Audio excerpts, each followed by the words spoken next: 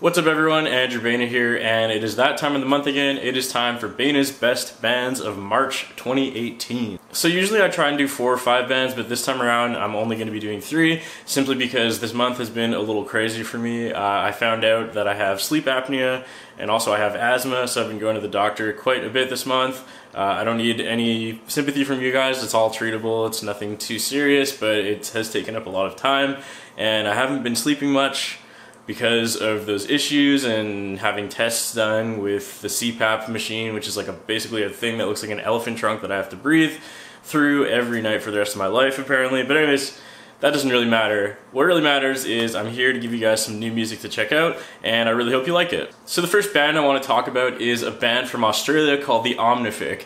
And since they're from Australia, you already know that it's going to be fucking epic. The Omnific is a 3-piece instrumental band, and they feature 2 5-string bassists and a drummer. So there's no guitar, there's no vocals, it's just 2 bassists and a drummer. Very cool. There's been projects kind of like this in the past that have kind of used the bass only gimmick, if you will, such as I think they were called Extinction Level Event. But these guys kind of took a different approach. They didn't really try to make it like super djenty or super metal. Like it doesn't sound like a Meshuggah copy at all, kind of like Extinction Level Event kind of did sound like Meshuggah. So they're more in the vein of just really cool progressive instrumental music.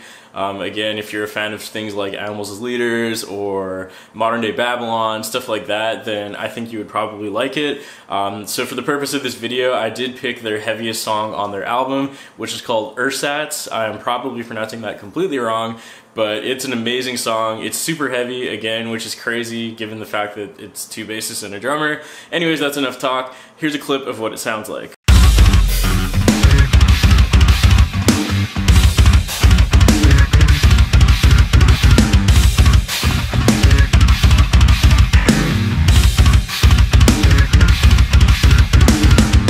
The second band I want to talk about this month is called Lotus Eater. Now this was actually a viewer recommendation since I think it was last month where I was really raving about the band called Loathe.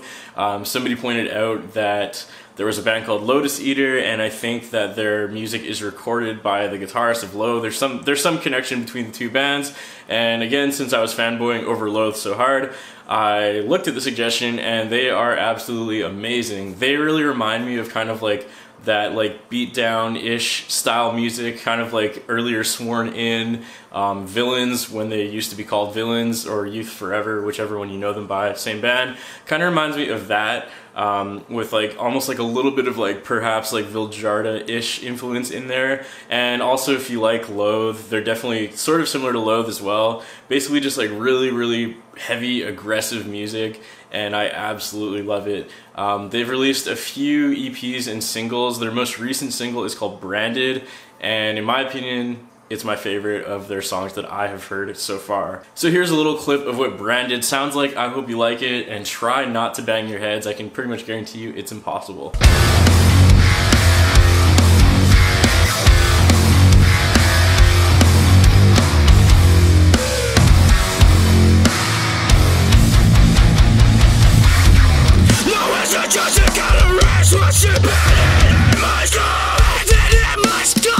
Alright, and the third and final band I want to talk about this month is a Canadian band called the Afterimage. I always try and support Canadian bands, and I've followed these guys for a very long time, ever since their first EP release, which was like 5 or 6 years ago, I think.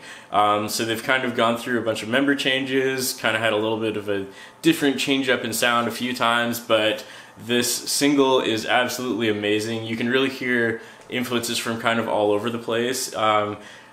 Personally, the reason why I really like the Afterimage so much, and I'm glad that they kept with this because they had it on their last release as well, they have like a very strong like Josh Travis, Tony Danza Tap Dance Extravaganza, Glass Cloud vibe, which I'm always a huge fan of. So they have these basically insanely dissonant, crazy as fuck breakdowns that are amazing, but they also follow that up with like periphery-ish sounding clean choruses, and just overall it works really well. There's a lot going on in their music, and it all kind of fits together really nicely. It doesn't sound just like a bunch of random riffs all stuck together. I usually find that their music is pretty cohesive, and I enjoy listening to the songs all the way through. And they just released a brand new single, I think it was yesterday, and that single is absolutely amazing. It is called Cerulean, and here is a clip of what that sounds like.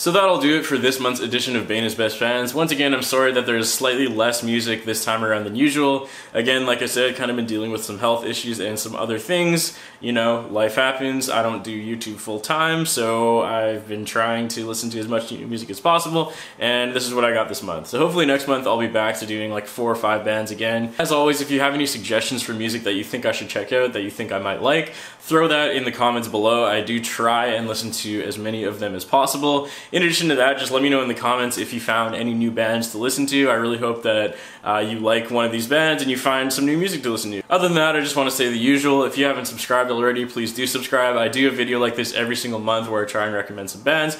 In addition to that, I do lots of guitar covers, original songs, experiments, all that good stuff. Haven't subscribed yet, please do so. I'm trying very hard to get 100,000 subscribers this year. I really want that YouTube plaque, if you know what I mean. So yeah, that would really be appreciated. And for those of you that have already subscribed, thank you so much for the continued support. I look forward to reading all your comments, and I will see you guys on the next video.